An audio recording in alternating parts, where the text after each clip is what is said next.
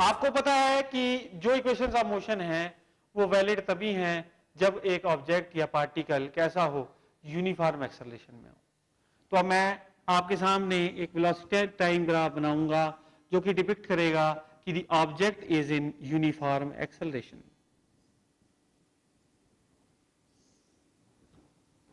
ये ग्राफ मेरे पास इस तरह का बनाऊंगा। आप देखिए, initial velocity is u and let's say after some time t, यहां पे टाइम t 0 था, ओरिजिन था ये, तो यहां पे after time t, after a time t, ये ओरिजिन है o, after a time t the velocity was found to be v। अगर आपने इसकी स्लोप निकालनी है तो वो आपको एक्सेलरेशन देगी, तो आप यहां पे एक हॉरिजॉन्टल लाइन बना दो। ये हॉरिजॉन्टल लाइन बना दी हमने। अब यहां पे ये जो एंगल है बेटे, ये क्या है, थीटा। तो acceleration tan theta is equal to acceleration is equal to change in velocity upon time. अब आप यहां देखिए, ये ABC triangle right angle triangle है, और इसमें अगर मैं tan थीटा निकालूंगा तो क्या होगा, परपेंडिकुलर अपॉन बेस।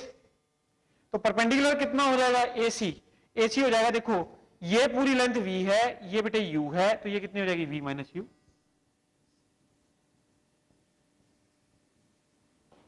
तो tan theta is equal to acceleration is equal to v minus u by t। तो इसका मतलब क्या हुआ, v minus u is equal to at। तो v is equal to u plus at। ये देखिए, ये हमने ग्राफिकल मेथड से फर्स्ट इक्वेशन ऑफ मोशन निकाली। हमने इसी इक्वेशन को 3 तरीकों से निकाला है। सबसे पहले एनालिटिकल मेथड से, दूसरी बारी कैलकुलस मेथड से, अब तीसरी बारी भी है found the same equation by graphical method also. अब ये हमारी फर्स्ट इक्वेशन, और इसमें रूल क्या लगाया हमने कि slope of velocity time graph is a measure of acceleration. इस रूल से हमने फर्स्ट इक्वेशन ऑफ मोशन निकाली। नाउ हम सेकेंड रूल भी इस्तेमाल कर सकते हैं, that is area under velocity time graph is a measure of displacement. अब आप ये देखिए, ये ए B O C, let's say C तो पॉइंट मार्क्ड है already, I will mark this point as D. A B O D, ये जो area है यही डिस्प्लेसमेंट है टाइम टी में।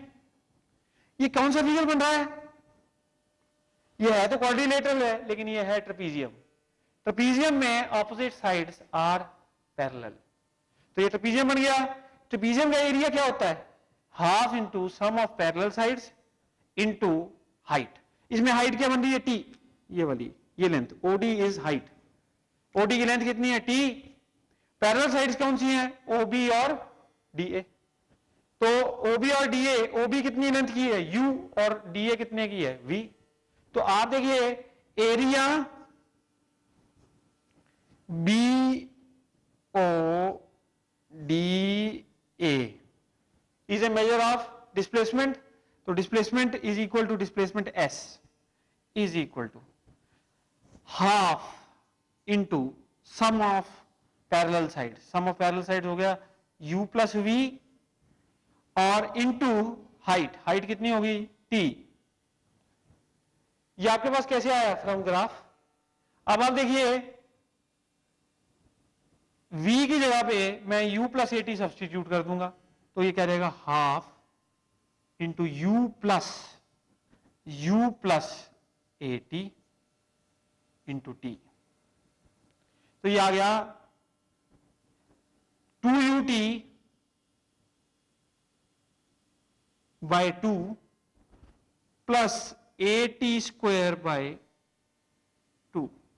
तो यहां से आपके पास सेकंड इक्वेशन ऑफ मोशन आ गई। वो क्या हो गई, मैं उसको यहां पे लिख रहा हूं, s is equal to U T plus half A T का स्क्वायर। ये सेकंड इक्वेशन ऑफ मोशन भी we have used graphical method to find the second equation of motion. Now जो ये दो इंपॉर्टेंट रिजल्ट्स है, इनसे अब फर्दर हम लोग कुछ और तरह के ग्राफ्स इंटरप्रेट कर सकते हैं, वो और जो ग्राफ्स हम इससे इंटरप्रेट कर सकते हैं, I will be discussing those particular graphs now. अब let us say we take this situation.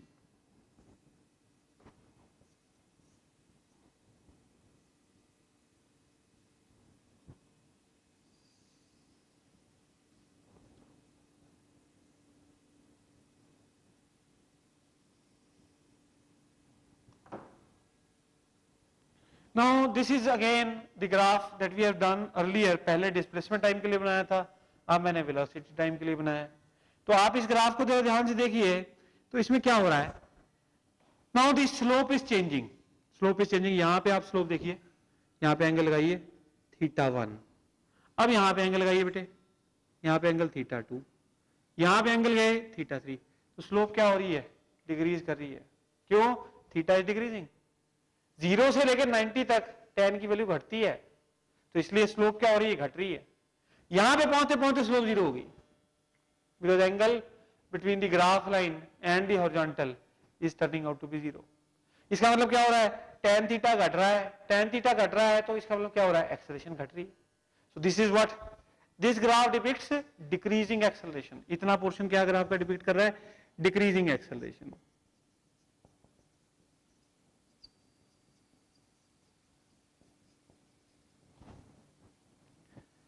अब एक और बात, इससे इंटरप्रिटेशन इसकी दूसरे ढंग से मिल सकती है. ये तो हमने थीटा से करी.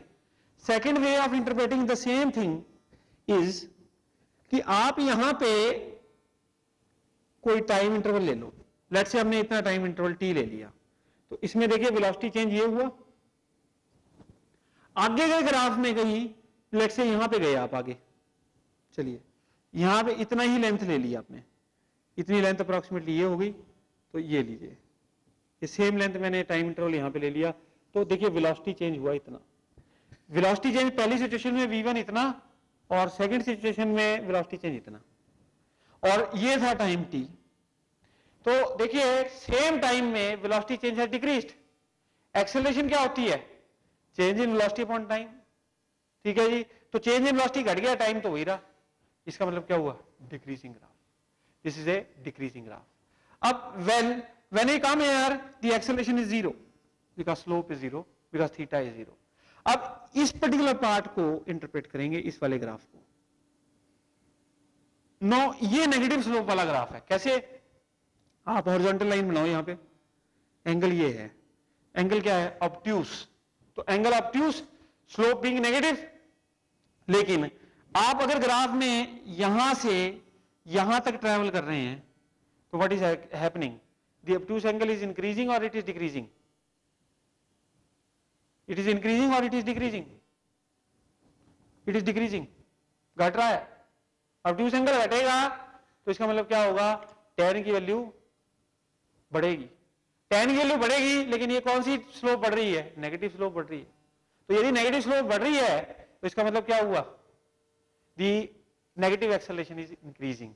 तो this is a increasing negative acceleration. ये है एक्सेलरेटेड मोशन ही. हमें गलती लग सकती है, ये ग्राफ देख के हम ये कह सकते हैं भाई ये रिटार्डेड मोशन है. रिटार्डेड नहीं है, ये एक्सेलरेटेड मोशन ही है. This is accelerated motion, but the acceleration is negative in this particular situation. और इसमें पॉजिटिव एक्सेलरेशन है, लेकिन रिटार्ड हो रहा है. The object is retarding. अब एक और graph,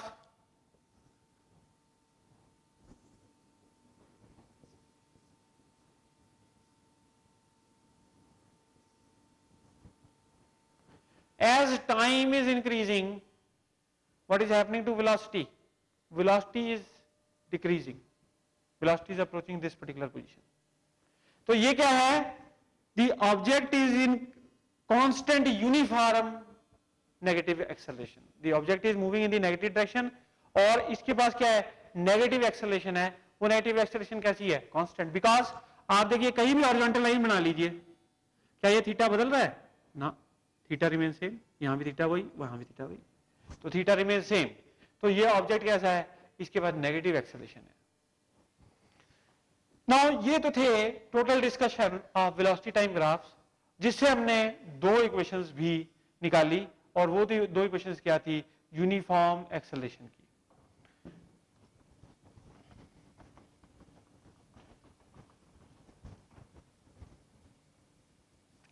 now area under distance time graph, area under displacement time graph is a sorry area under velocity time graph is a measure of displacement और distance. तो अब देखिए, अगर मेरे पास कुछ ऐसे ग्राफ हो, सपोज ये वेलोसिटी और यहां पे मैं ले लेता हूं टाइम, अगर मेरे पास कुछ ऐसा ग्राफ है,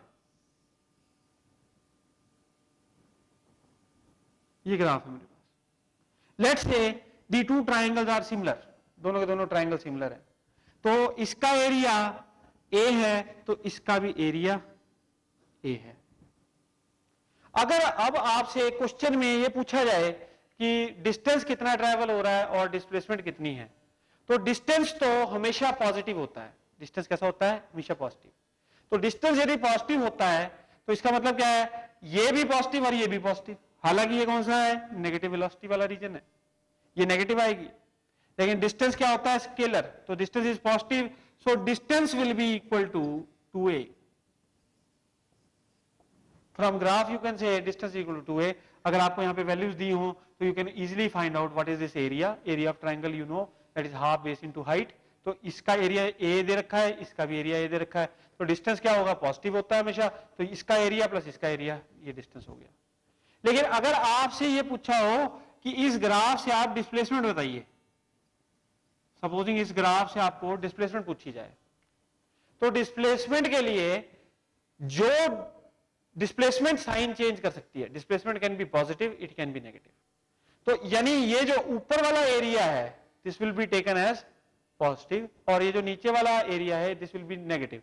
ये पॉजिटिव डिस्प्लेसमेंट है, ये नेगेटिव डिस्प्लेसमेंट है, तो नेट डिस्प्लेसमेंट क्या हो जाएगी, net displacement will be a minus a, net displacement will be a minus a, that will be equal to 0। तो देखिए net displacement is 0, तो because this displacement was positive, this displacement was negative। तो आपने ये ख्याल करना है कि डिस्टेंस निकालते वक्त और डिस्प्लेसमेंट निकालते वक्त जो ऊपर वाला एरिया ग्राफ में पॉजिटिव साइड पे एरिया है वो पॉजिटिव होता है, नेगेटिव साइड वाला एरिया नेगेटिव होता है।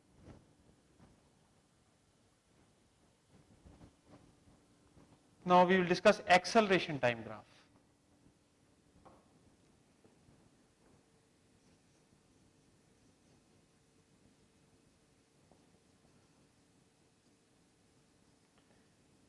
Now acceleration time graph is a graph between acceleration and time। Acceleration we can take on x y axis and time on the x axis। तो यदि मैंने x axis पे acceleration ले ली, y axis पे acceleration ले ली और time ले लिया x एक्सिस पे, अब हमारा ग्राफ कुछ ऐसा है। ये क्या डिपिक्ट कर रहा है, आप टाइम लगा दीजिए इस पे, 10, 20, 30, 40। अब इस पे देखिए 10 सेकंड बाद भी वही एक्सेलरेशन थी, 20 सेकंड बाद भी वही एक्सेलरेशन थी, 30 सेकंड बाद भी एक्सेलरेशन इतनी ही थी, एक्सेलरेशन ये, let's say this acceleration was a1, तो acceleration was same after 10 seconds the acceleration was a1, 20 seconds the acceleration was a1, 30 seconds the acceleration was a1, 40 seconds the acceleration was a1, so acceleration is constant। यानी ये क्या depict कर रहा है, constant acceleration.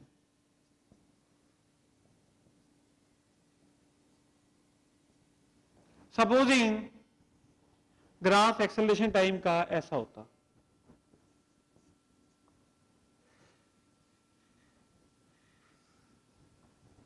ऐसा graph होता, तो इस पर्टिकुलर ग्राफ में यदि एक्सेलरेशन टाइम ग्राफ आपका ऐसा होता तो ये क्या डिपिक्ट कर रहा है कि सेम टाइम इंटरवल्स में सेम एक्सेलरेशन का चेंज हो रहा है। ये कांस्टेंट एक्सेलरेशन का ग्राफ नहीं है, ये है varying acceleration graph. This is a graph for varying acceleration. तो जैसे जैसे इक्वल टाइम इंटरवल्स में आप जा रहे हैं तो एक्सेलरेशन चेंज रिमेन सेम। आप यहां जाइए, यहां जाइए, सेम टाइम इंटरवल ले लीजिए, फिर दोबारा देखिए, द एक्सेलरेशन इज सेम।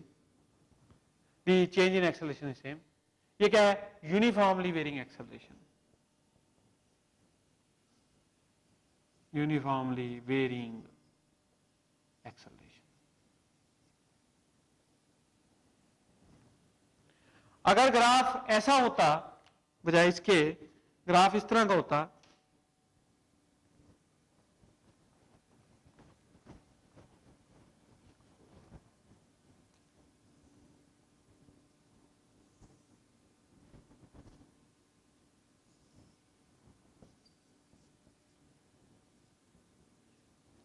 इसमें आप देखिए इक्वल टाइम इंटरवल्स में एक्सेलरेशन का चेंज सेम नहीं है। यहां पे लीजिए एक टाइम इंटरवल, लीजिए ये टाइम टी इंटरवल लिया मैंने, तो एक्सेलरेशन का चेंज यहां पे इतना था। अरे अब मैं यहां पे चला गया, टाइम इंटरवल उतना ही लिया, ये बढ़ गया एक्सेलरेशन का चेंज या घट गया? बढ़ गया। यानी कि ये भी एक नॉन यूनिफॉर्मली वेरिंग, इसमें एक्सेलरेशन नॉन यूनिफॉर्मली वेरी कर रही है, नॉन यूनिफॉर्मली वेरिंग एक्सेलरेशन। लेकिन is the object in increasing acceleration? Is the object in increasing acceleration? Yes, the object is in increasing acceleration, because equal time intervals में acceleration change बढ़ रहा है। तो increasing graph है ये, this depicts A increasing graph. Now graphs,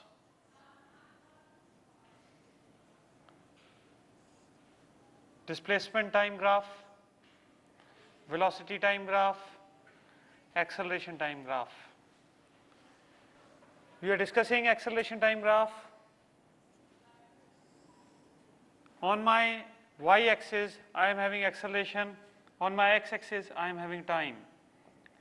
So time is on the x-axis, acceleration on the y-axis. Now this graph depicts uniform or constant acceleration. Uniform acceleration. Now supposing I mark 2 points A and B on the graph, then let us say the position A was at time t1, position B was at time t2. Then the time in which change has taken place from A to B is t2 minus t1. Now we know that acceleration is equal to change in velocity upon time taken. So therefore change in velocity is equal to acceleration into t2 minus t1. Now from the graph, if we see, t2 minus t1 is one side and acceleration is another side of a rectangle. That means this particular area, supposing I name this area as ABCD, then this particular area ABCD gives us the change in velocity. So area under acceleration time graph is a measure of change in velocity. Very important result, that is the area under this acceleration time graph is a measure of change in velocity. The graph of acceleration time may be different also, it may be like this.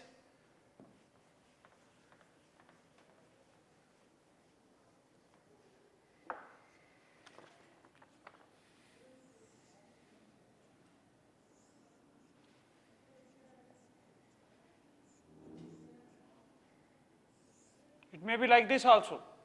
So in this case, let us say at t equal to 0, the acceleration was this much, the acceleration was a1, and at certain time t equal to t, the acceleration is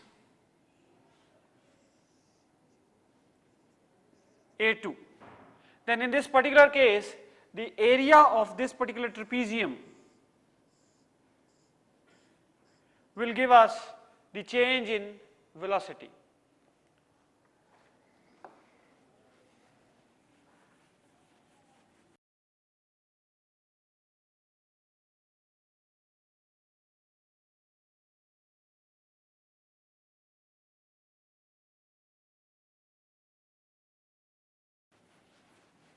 Now we will be discussing some of the special kinds of problems that are very common to motion in one dimension in the IEEE.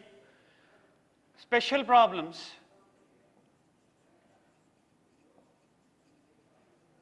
in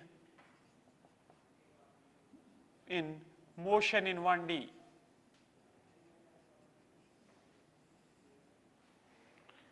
Now first problem is a car which applies brakes.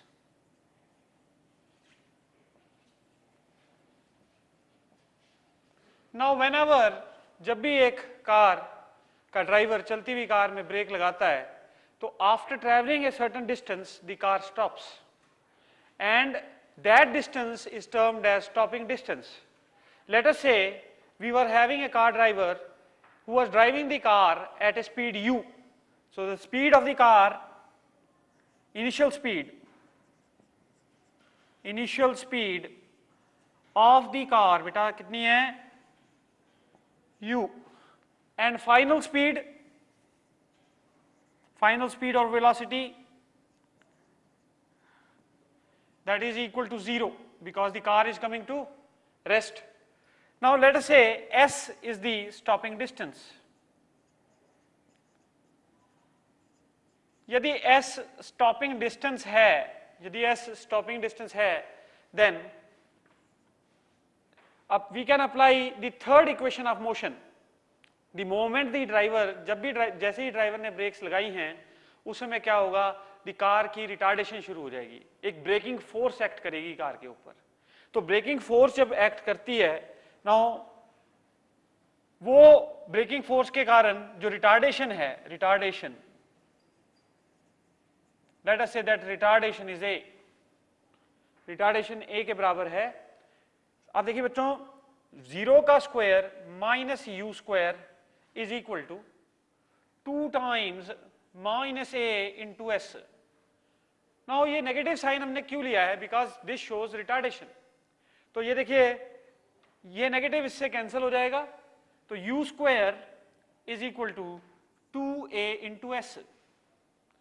Now we know that force is equal to mass into acceleration, so acceleration is force per unit mass. So you can write u square is equal to 2 times F by m into s.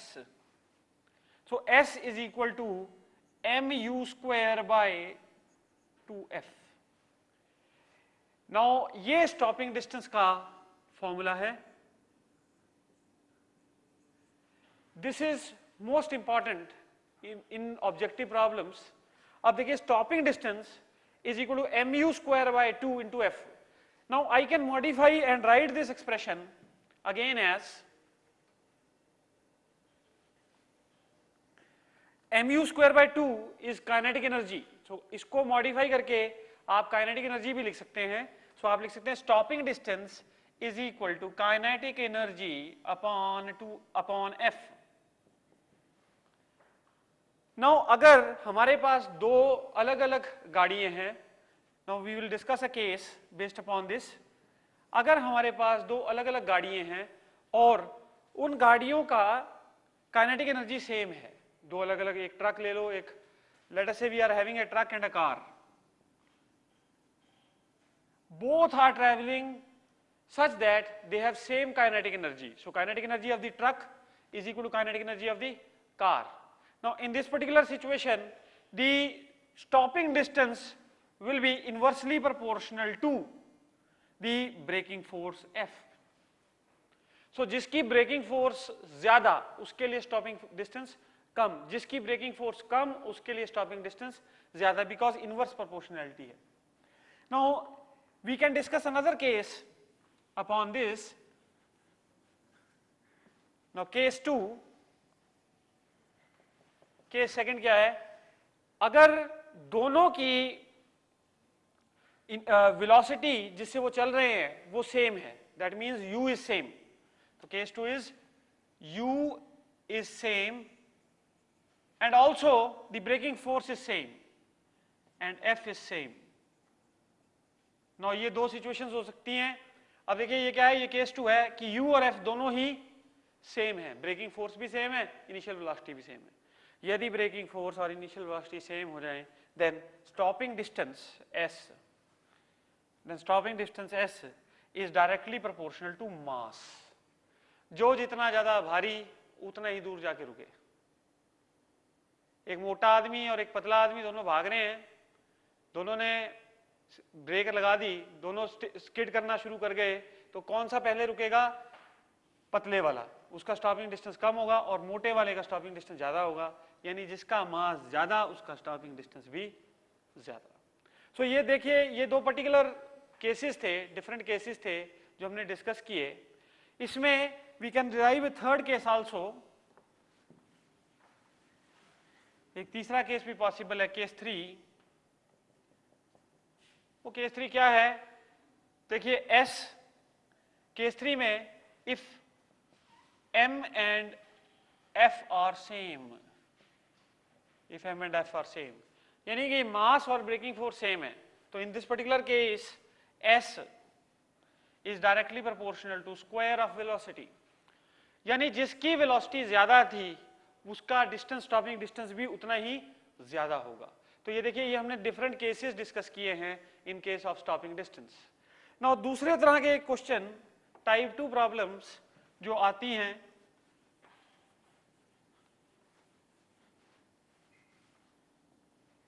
Now second type of problem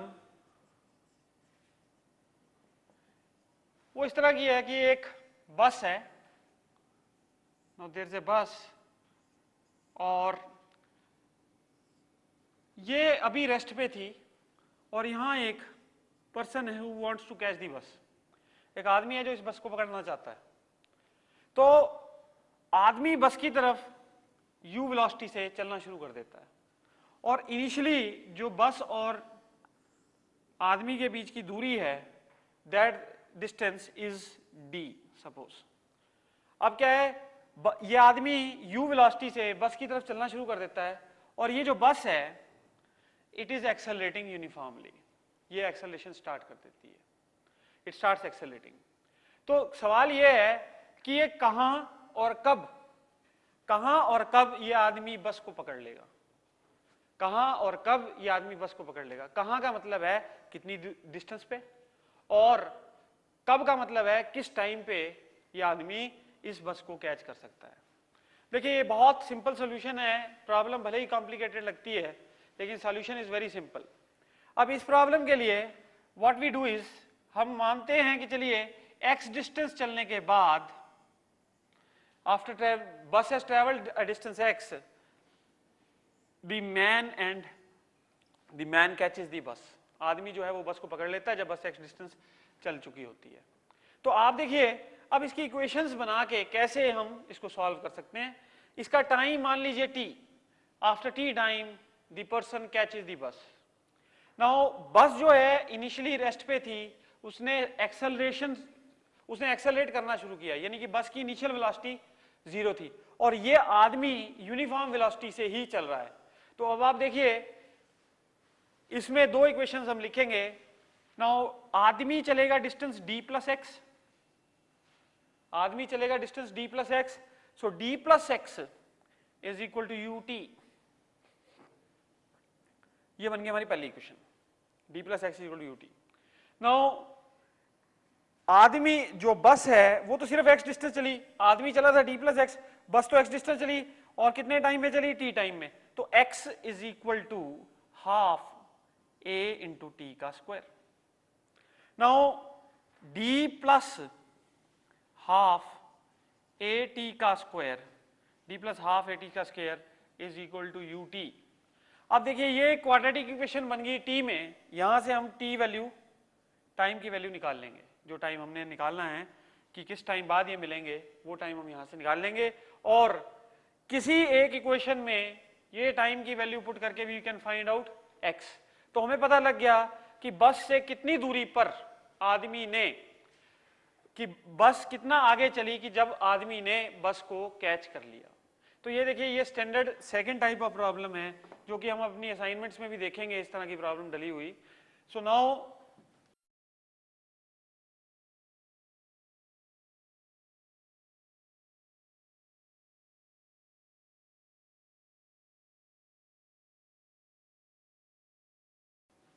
we will discuss problems based upon 1D।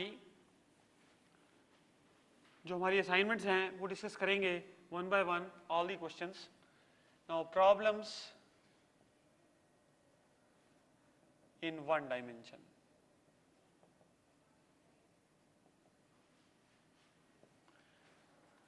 Now बच्चों सभी अपनी assignments please खोल लें।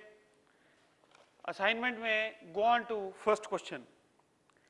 Stone A is dropped to the ground from the top of a tower while another stone B is thrown towards the earth with some initial velocity from same tower, neglecting air resistance the acceleration। now देखिए, एक stone को ground पे drop किया गया किसी building, किसी tower के top से, while another stone B is thrown towards the earth with some initial velocity। एक स्टोन ए को तो ड्रॉप किया गया किसी हाइट से फ्रॉम द टावर और दूसरे को थ्रो किया गया। नाउ हमने neglecting air resistance, we want to find out what will be the acceleration of the two stones. Now देखिए, एक्सेलरेशन चेंज नहीं होती, ये फॉलिंग और थ्रोन बॉडी है, this is a falling and a thrown body. तो falling body की जितनी acceleration होगी उतनी ही थ्रोन बॉडी की होगी, और जो बॉडीज ग्रेविटी के अंदर चलती हैं they move with a acceleration equal to acceleration due to gravity। so acceleration is equal to acceleration due to gravity g। तो आप देखिए आंसर इसमें पढ़ेंगे, a part is greatest for the dropped stone A is greatest for dropped stone B is same for both the stones। so answer is C part, कि दोनों की acceleration same रहेगी और वो कितनी होगी, that will be equal to 9.8 metre per second square. Now next question देखेंगे, that is question number 2। An electron starting from rest has a velocity v that increases linearly with respect to time, that is v is equal to kt, where k is equal to 2 meter per second square, then the distance covered in the first 3 seconds will be। so देखिए, आपको यहाँ पे v is equal to kt दे रखा है, where k is a constant, और k constant की value कितनी है, 2 मीटर पर सेकेंड स्क्वायर। हमने क्या निकालना है, distance travelled in the first 3 seconds। so time is 3 seconds and we have to calculate what is the distance required। तो आप देखिए, वेलोसिटी को हम लोग डिस्टेंस की टर्म्स में, डिस्प्लेसमेंट की टर्म्स में लिख सकते हैं। Velocity can be written as ds by dt, that is equal to kt। so this implies that ds is equal to kt dt।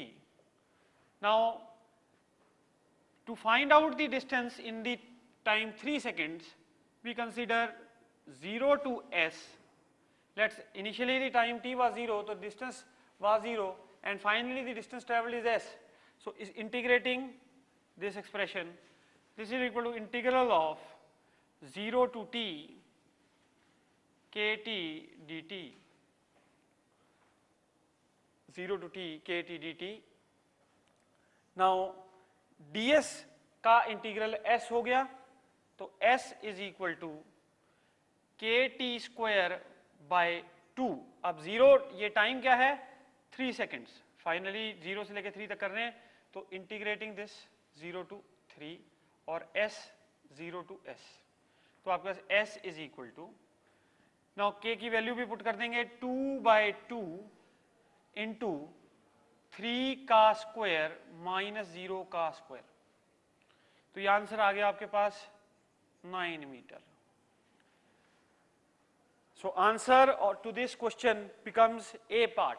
A part answer is 9 meter.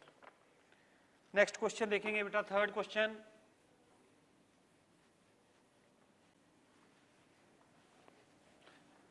Now question number 3, the distance moved by freely falling body during first, second, third and nth second of its motion are proportional to। देखिए, freely falling body means the body has been dropped, so the initial velocity is 0। आपको मैंने बताया था बेटे s nth is equal to u plus a by 2 into 2n minus 1, ये मैंने आपको पहले बताया था। आप देखिए u 0 हो गया यदि, तो s nth हो गया बेटे कितना, a by 2 into 2n minus 1। s nth is this much।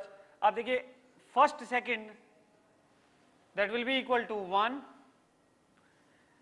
that is a by 2 only, because this value will become 1। second will be equal to 3a by 2, third second will become 5a by 2। तो successive distances की, successive seconds में distances की ratio देखें तो वो बनती है odd numbers, 1:3:5:7। s first is to s second is to s third so on is equivalent to 1:3:5:7 and so on। so successive distances की रेशियो बनती है ऑड नंबर्स। सो आंसर देखिए बी फॉर बॉम्बे, थर्ड का answer Bombay. Now fourth question, fourth is a very good question, पढ़िए जरा सभी।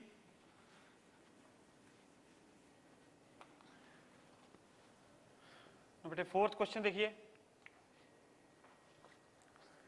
For motion of an object the velocity v depends upon the displacement x as v is equal to 3x square minus 4x, v is equal to 3x square minus 4x। then what is the acceleration at x equal to 2 meter। तो हमने acceleration पता करनी है कब, 2 metre पर। velocity और displacement function ऐसे दे रखा है। अब देखिए इसमें हम लोग क्या यूज करेंगे, आपको पता है v dv is equal to a ds। so acceleration is equal to v times dv by ds, ये रिजल्ट यूज करेंगे जी इसमें। तो यहाँ पे हमारा डिस्प्लेसमेंट x से रिप्रेजेंटेड है, तो इसलिए मैं क्या कह देता हूँ, v times dv by dx। So acceleration function निकालने के लिए will use this result, v times dv by dx। तो v की वैल्यू पुट कर दूंगा d by dx of 3x square minus 4x। अब आप देखिए ये हो जाएगा v इंटू इसका डेरिवेटिव, पहले इसका डेरिवेटिव माइनस इसका डेरिवेटिव, इसका डेरिवेटिव कितना हो गया 6x माइनस 4, 6x माइनस 4। तो अब आप देखिए वेलोसिटी का फंक्शन की वैल्यू डाल देंगे, कितना हो गया 3x square minus 4x into 6x minus 4। Now उसने हमसे क्या पूछा है, उसने हमसे पूछा है एट x इक्वल टू 2। तो x इक्वल टू 2 मीटर पर हमने एक्सेलरेशन पता करनी है। आप ऐसा कीजिए x इक्वल टू 2 की वैल्यू इसमें सब्स्टिट्यूट कर दीजिए। So acceleration will become equal to 3 into 2 का square minus 4 into 2 into 6 into 2 minus 4। ये हो जाएगा देखिए ये 4 3 12, 12 minus 8 4 into 12 minus 4 8। so answer is 32 meter। just check answer, yes we are having the answer as 32 meter, sorry this is acceleration meter per second square। so answer is A part। so fourth का answer A part बना। now go on to the fifth question।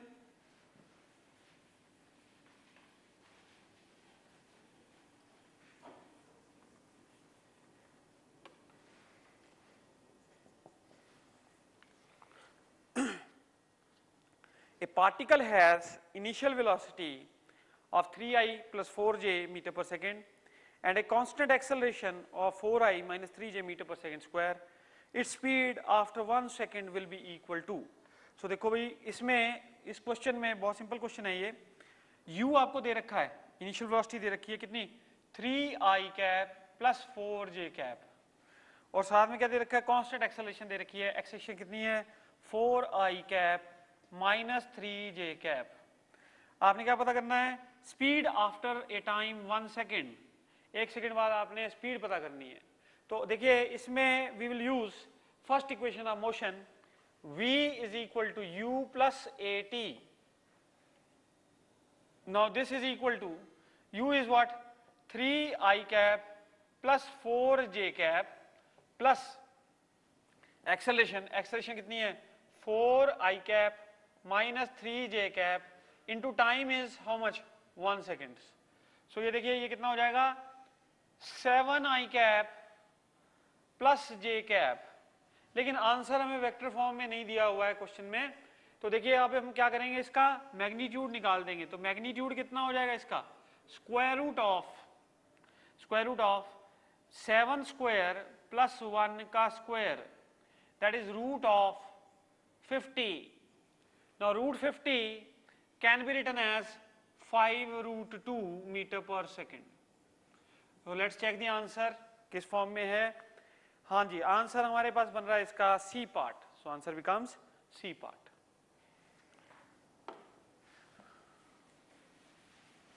Now go on to 6th question.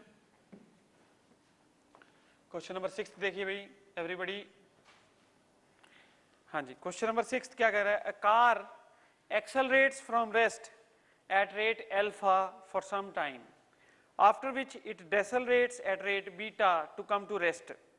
If the total time lapse is t seconds, then the maximum velocity reached by the car is।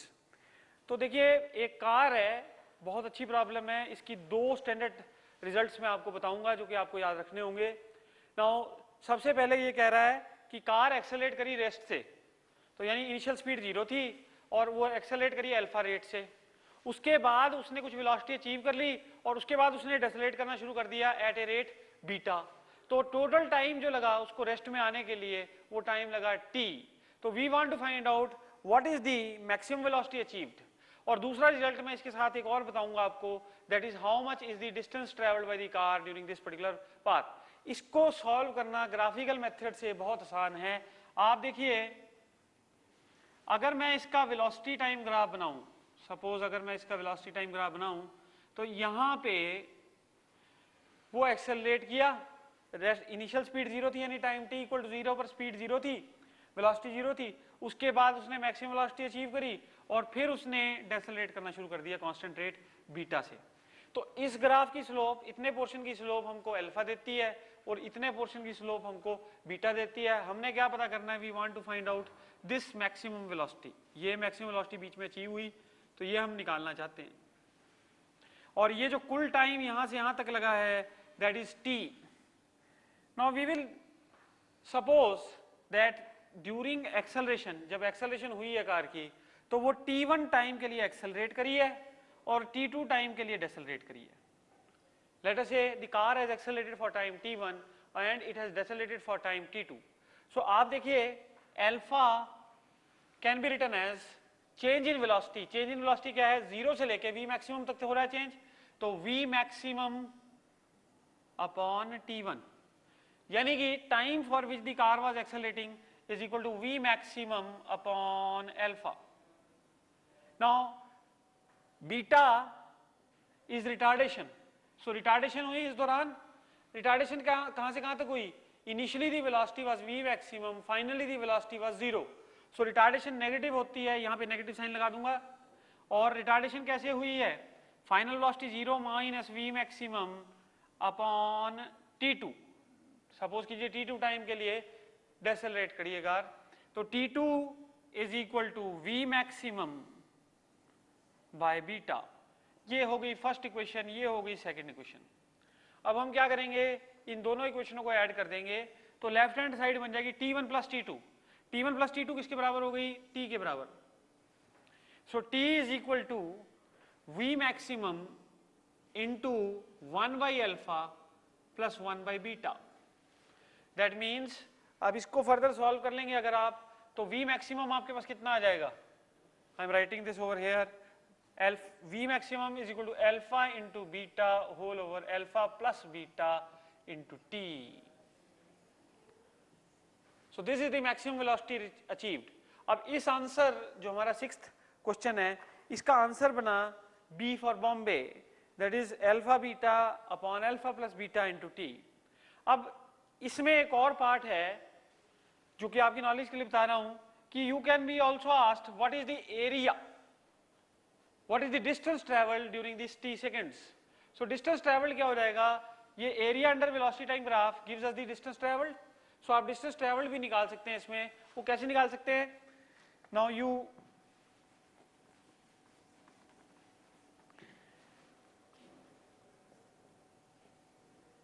distance traveled s is equal to half into perpendicular upon base, so that is equal to half into v maximum alpha beta whole over alpha plus beta into t square। so ये distance traveled का formula है, ठीक है जी, आपकी knowledge के लिए बताया है। इसमें और सवाल इस तरह के मिल सकते हैं हमें। सो डिस्टेंस ट्रेवल्ड क्या हो गया, half alpha beta whole upon alpha plus beta into t square। now go on to the 7th question, next question।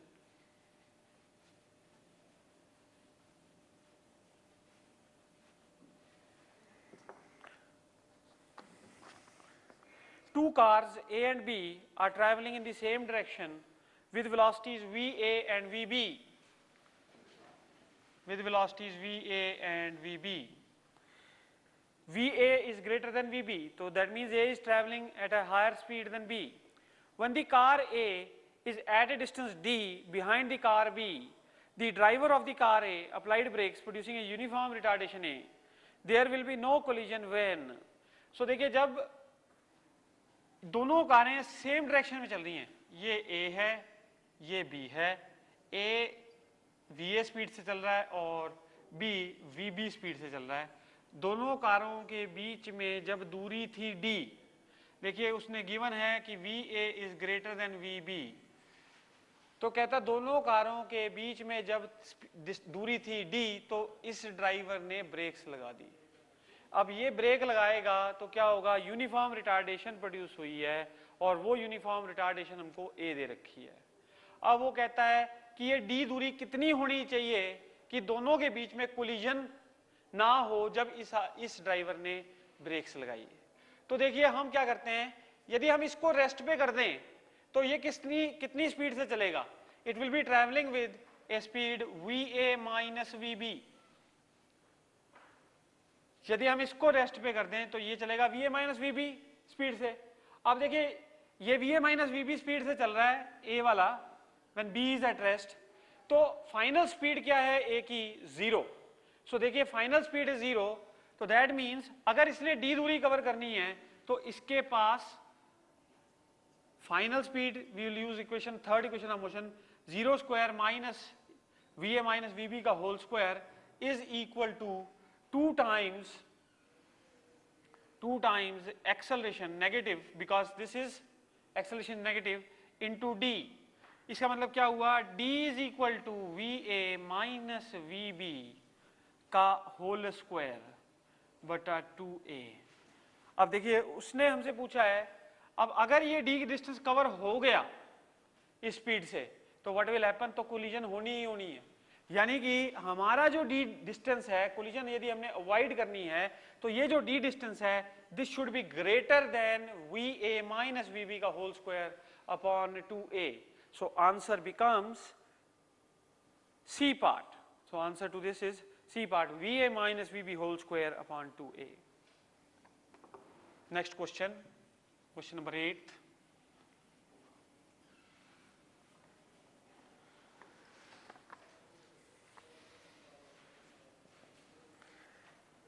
What are the speeds of two objects if they move uniformly towards each other, they get 4 meters closer in each second, and if they move uniformly in the same direction with original speed, they get 4 meters closer in 10 seconds।